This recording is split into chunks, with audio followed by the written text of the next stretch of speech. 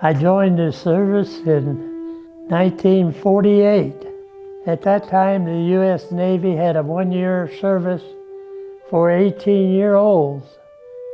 And it so happened when I was at the recruiting station, one of the men says, how old are you? And I said, 19. He says, well, we're going to send you back home.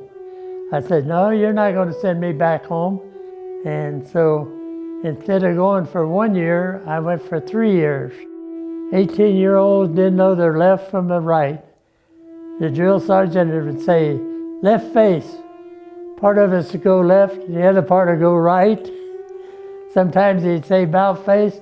We'd turn around and run into one another. And finally, after about 2 or 3 weeks, we got to know we got straightened out on our left hand and our right hand. And we graduated out of boot camp.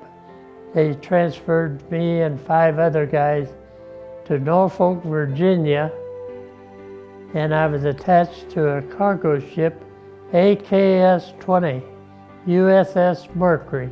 And the whole crew was all ex-World War II crew, and they were a pretty rowdy bunch.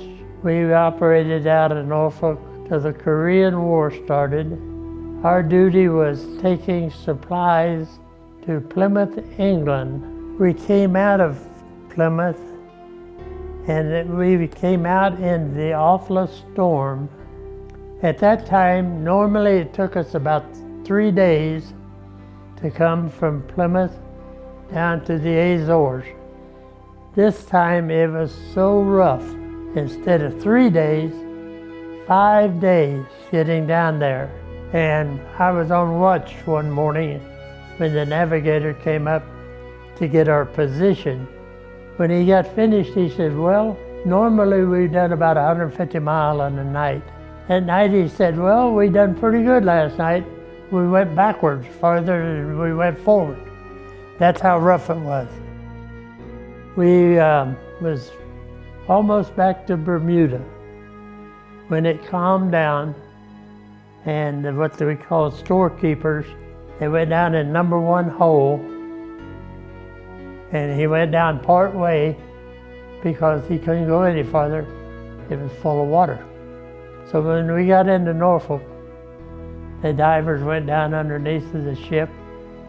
We had lost the steel plating off of the bottom of the ship, and I'd say the hole was probably about 20 foot square. The way the ship was built, from one hole to another, it was all solid steel.